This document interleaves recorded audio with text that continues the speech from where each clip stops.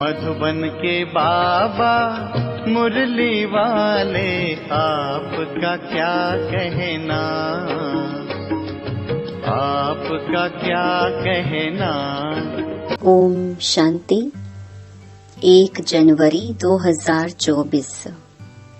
सभी भाई बहनों को नववर्ष की बहुत बहुत बधाई हो, शुभकामनाएं। Happy new year. बाबा की महावाक्य, मीठे बच्चे तुम राज ऋषि हो, तुम्हें राजाई प्राप्त करने के लिए पुरुषार्थ करना है, साथ साथ दैवी गुण भी जरूर धारण करने हैं। प्रश्न, उत्तम पुरुष बनने का पुरुषार्थ क्या है? किस बात पर बहुत अटेंशन चाहिए?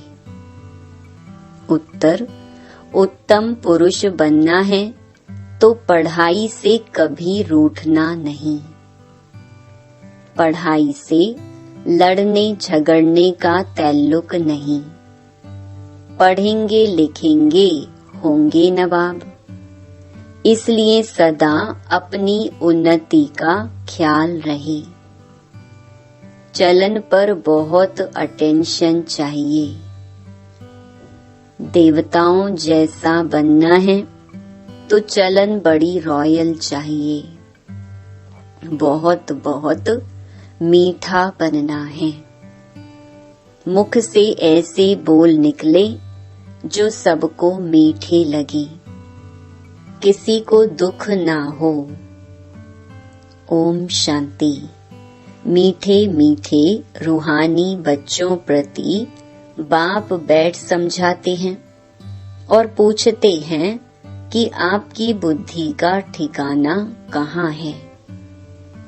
मनुष्यों की बुद्धि तो भटकती है, कभी कहाँ कभी कहाँ। बाप समझाते हैं, तुम्हारी बुद्धि का भटकना बंद। बुद्धि को एक ठिकाने लगाओ, बेहद के बाप को ही याद करो।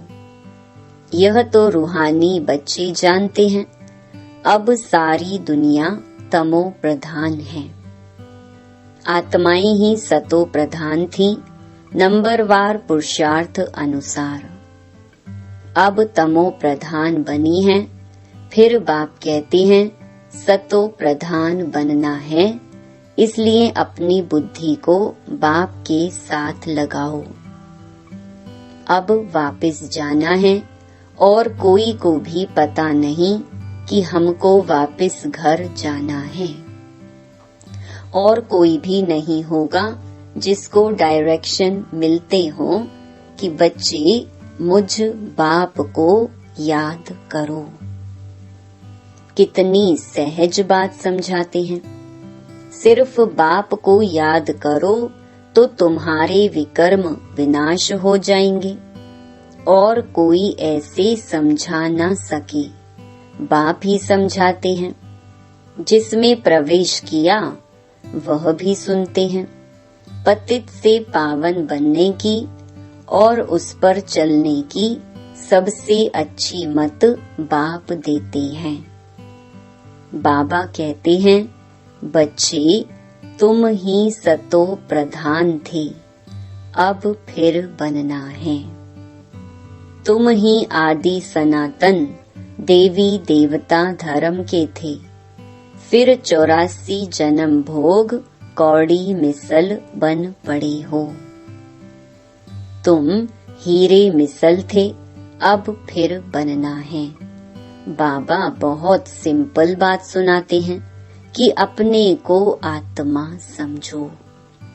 आत्माओं को ही वापस जाना है, शरीर तो नहीं जाएगा। बाप के पास खुशी से जाना है। बाप जो श्रीमत देते हैं उससे ही तुम श्रेष्ठ बनेंगे। पवित्र आत्माएं मूल वतन में जाकर फिर आएंगी तो नया शरीर लेंगी। यह तो निश्चय है ना, तो फिर वही तात लगी रहे। दैवी गुण भी धारण करने हैं तो बहुत फायदा होगा। स्टूडेंट जो अच्छी पढ़ाई पढ़ते हैं वही ऊंच पद पाते हैं। यह भी पढ़ाई है। तुम कल्प कल्प ऐसे ही पढ़ते हो, बाप भी कल्प कल्प ऐसे ही पढ़ाते हैं। जो टाइम पास हुआ वह ड्रामा, ड्रामा अनुसार ही बाप की और बच्चों की एक्ट चली। बाबा राय तो ठीक देते हैं ना। बच्चे कहते हैं बाबा हम आपको घड़ी घड़ी भूल जाते हैं।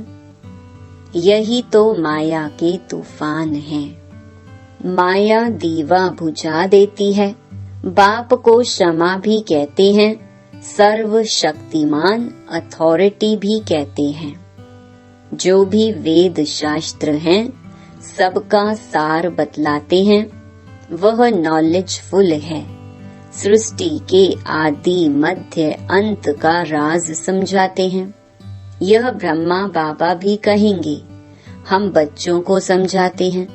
बाप कहेंगे तुम बच्चों को समझाता हूँ, उसमें यह ब्रह्मा भी आ जाता है।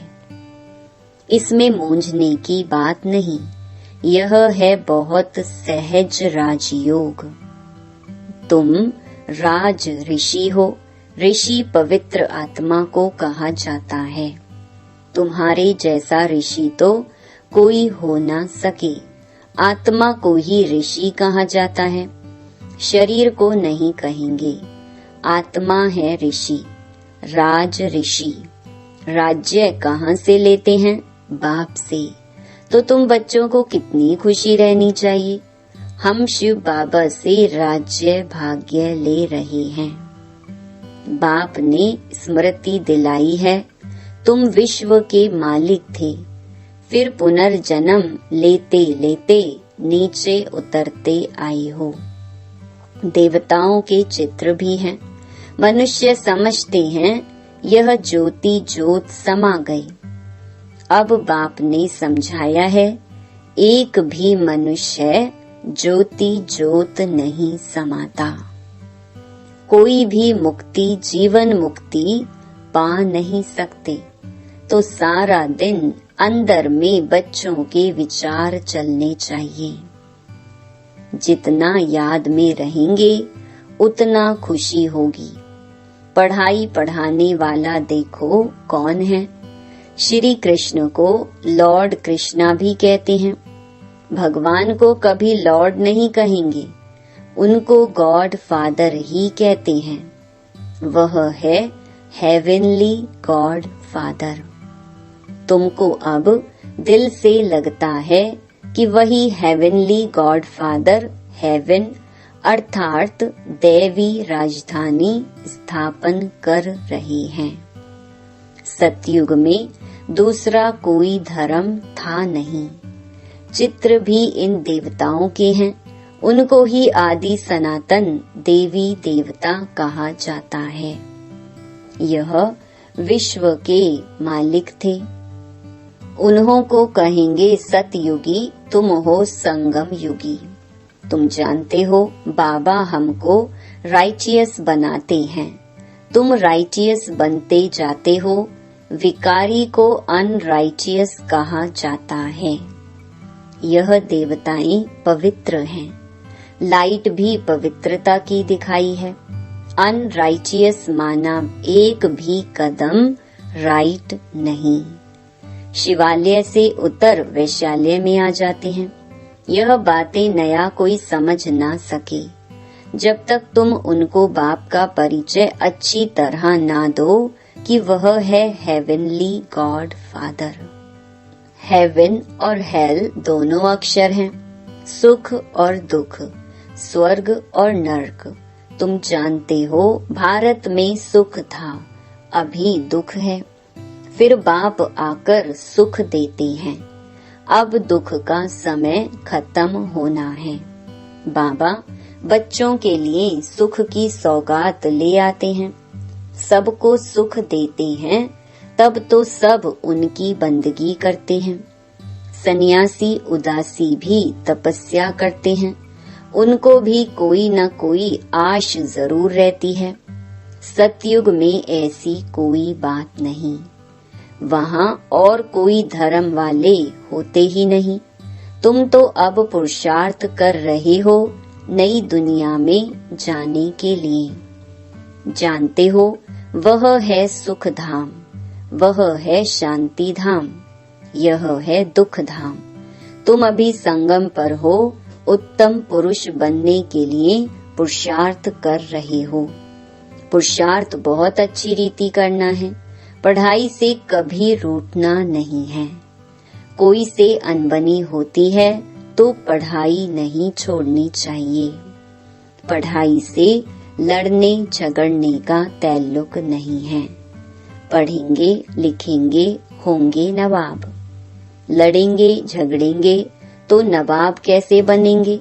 फिर तमो प्रधान चलन हो जाती है। हरेक को अपनी उन्नति का ख्याल करना चाहिए। बाप कहते हैं, हे आत्माएं, बाप को याद करो तो विकर्म विनाश होंगे और दैवी गुण भी धारण होंगे। अगर लक्ष्मी नारायण जैसा बनना है तो बाप ने ही उन्हों को भी ऐसा बनाया। बाप कहते हैं, तुम ही यह राज्य करते थे, अब फिर तुमको ही बनना है। राजयोग बाप संगम पर ही सिखाते हैं। तुम कल्प कल्प यह बनते हो, ऐसे नहीं सदैव कलयुग ही चलता रहेगा।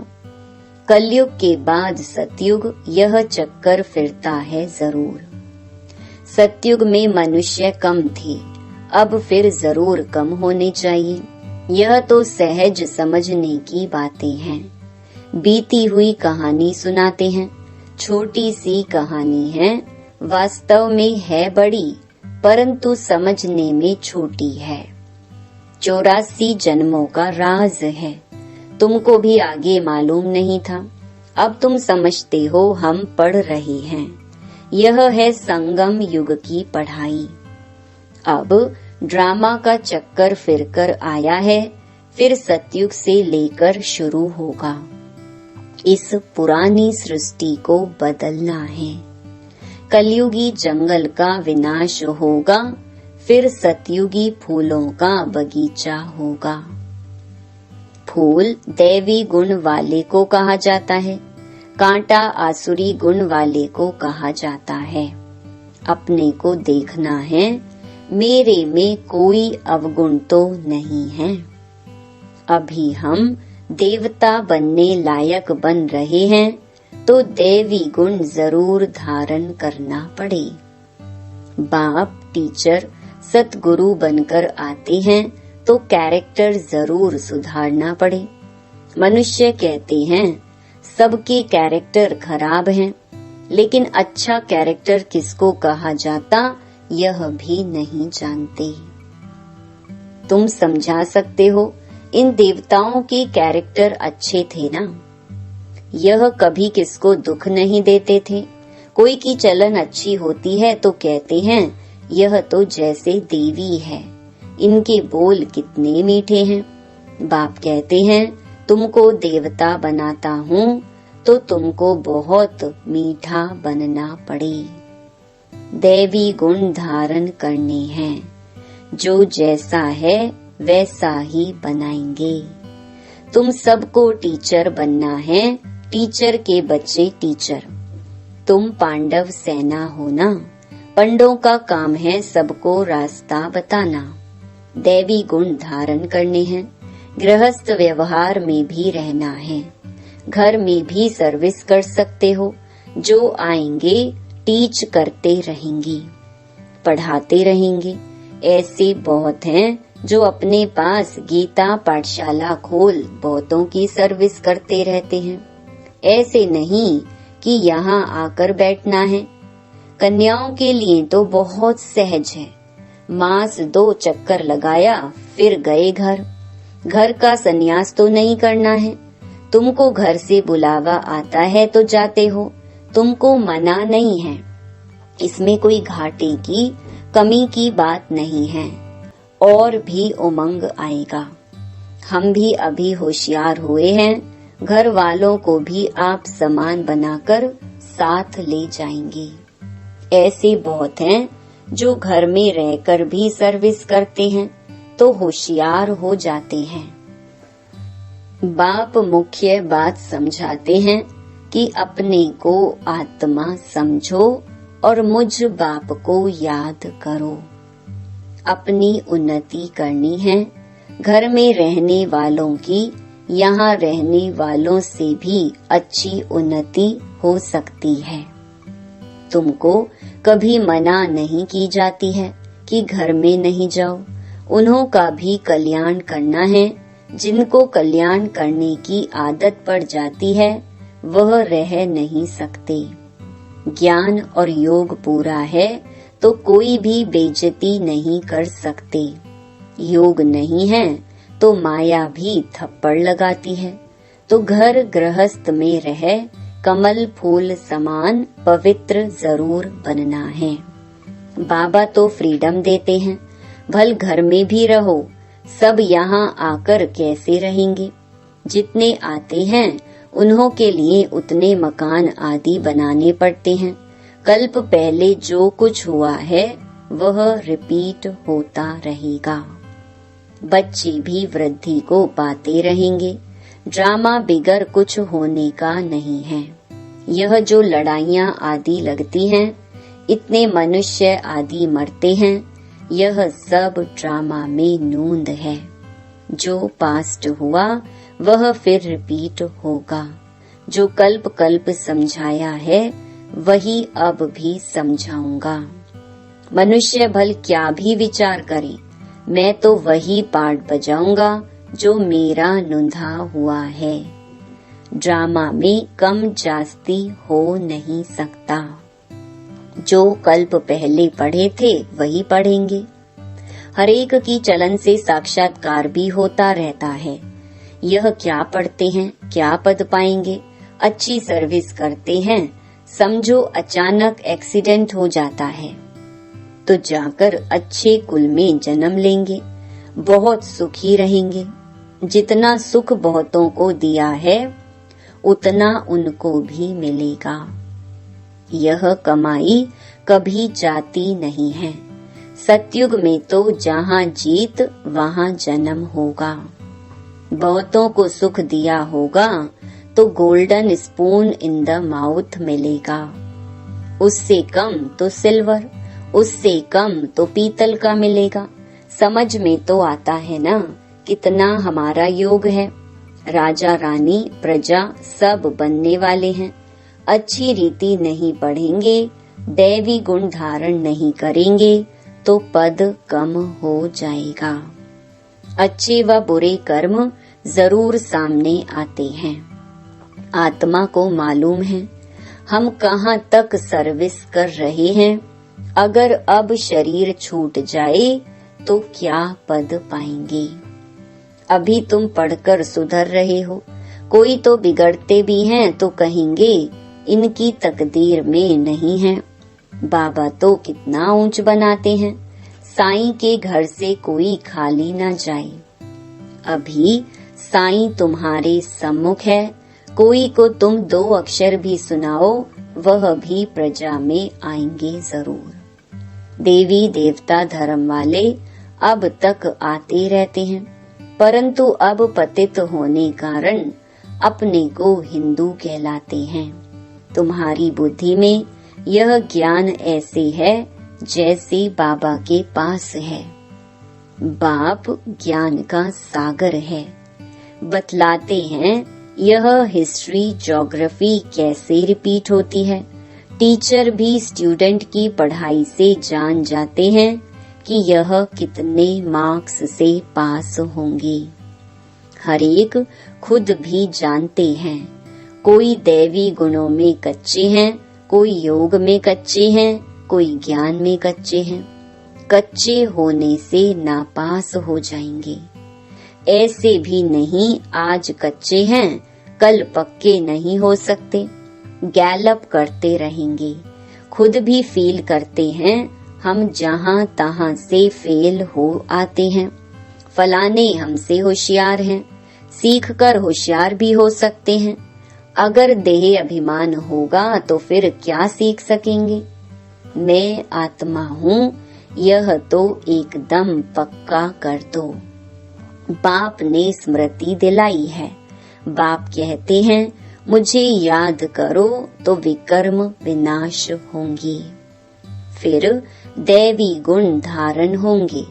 अपनी नब्ज देखनी है कि मैं कहाँ तक लायक बना हूँ। तुम अभी सृष्टि के आदि मध्य अंत का ज्ञान ले रहे हो। यह राजयोग की नॉलेज सिवाय बाप के कोई सिखला ना सके। बच्चे सीखते जाते हैं। बच्चे पूछते हैं, हमारे कुल के ब्राह्मण कितने हैं? यह पूरा पता कैसे पड़े? आते जाते रहते हैं। अभी नए नए भी निकलते रहते हैं। अच्छा, मीठे मीठे सिकिलधे बच्चों प्रति माता पिता बाप दादा का याद प्यार और गुड मॉर्निंग। रूहानी बाप की रूहानी बच्चों को नमस्ते। धारणा के लिए मुख्य सार। पहला, अपना दैवी कैरेक्टर बनाना है।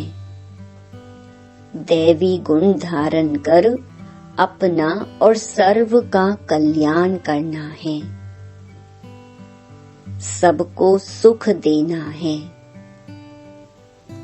दूसरा, सतो प्रधान बनने के लिए बुद्धि एक बाप से लगानी है। बुद्धि को भटकाना नहीं है। बाप समान टीचर बन सबको सही रास्ता बताना है।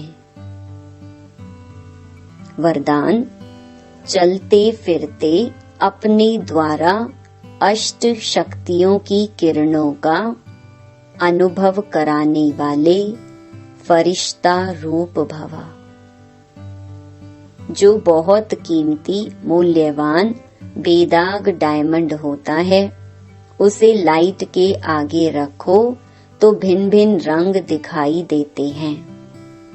ऐसे जब आप फरिश्ता रूप बनेंगे तो आप द्वारा चलते फिरते अष्ट शक्तियों के किरणों की अनुभूति होगी। कोई को आपसे सहन शक्ति की फीलिंग आएगी, कोई को निर्णय करने की शक्ति की फीलिंग आएगी, कोई से क्या शक्तियों की फीलिंग आएगी। स्लोगन, प्रत्यक्ष प्रमाण वह है जिसका हर कर्म सर्व को प्रेरणा देने वाला है। जनवरी 2024 अव्यक्त मास के लिए विशेष पुरुषार्थ की पॉइंट्स। इस जनवरी मास में विशेष साइलेंस की अनुभूति करने तथा ब्रह्मा बाप समान डबल लाइट फरिश्ता बनने के लिए पुरुषार्थ की पॉइंट्स मुरली के नीचे लिख रही हैं। यही पॉइंट्स जनवरी मास के पत्र पुष्प में भी रहेंगी। कृपया सभी ब्रह्मा वत्स इसी अनुसार अटेंशन रख रोज एकांत में बैठ कम से कम 10 मिनट अव्यक्त साइलेंस का अनुभव अवश्य करें तथा पूरा ही दिन डबल लाइट फरिश्ता स्थिति में रह अपने श्रेष्ठ संकल्पों द्वारा इशारों से कारोबार करके अपने सेवा स्थानों को सूक्ष्म वतन बनाएं। बीच बीच में आपस में मिलकर इन पॉइंट्स पर गहरी रूह रिहान करते हुए अनुभवों की लेन देन भी करें। हम सबकी यह डबल लाइट स्थिति तथा साइलेंस की गहरी अनुभूति ही परमात्मा प्रत्यक्षता के निमित्त बनेगी। अव्यक्ति साइलेंस द्वारा डबल लाइट फरिश्ता स्थिति का अनुभव करो। संगम युग की विशेष शक्ति साइलेंस की शक्ति है। साइलेंस में रहने से डबल लाइट फरिश्ता स्थिति सहज बन जाती है। इस स्थिति में कोई भी कार्य का बोझ नहीं रहता। इसके लिए कर्म करते बीच बीच में निराकारी और फरिश्ता स्वरूप की ड्रिल करते रहो। जैसे ब्रह्मा बाप को साकार रूप में देखा, सदा डबल लाइट रहे। साइलेंस की स्थिति द्वारा सेकंड में बच्चों को नजर से निहाल किया। ऐसे फॉलो फादर करो तो सहज ही बाप समान बन जाएंगे। ओम शांति।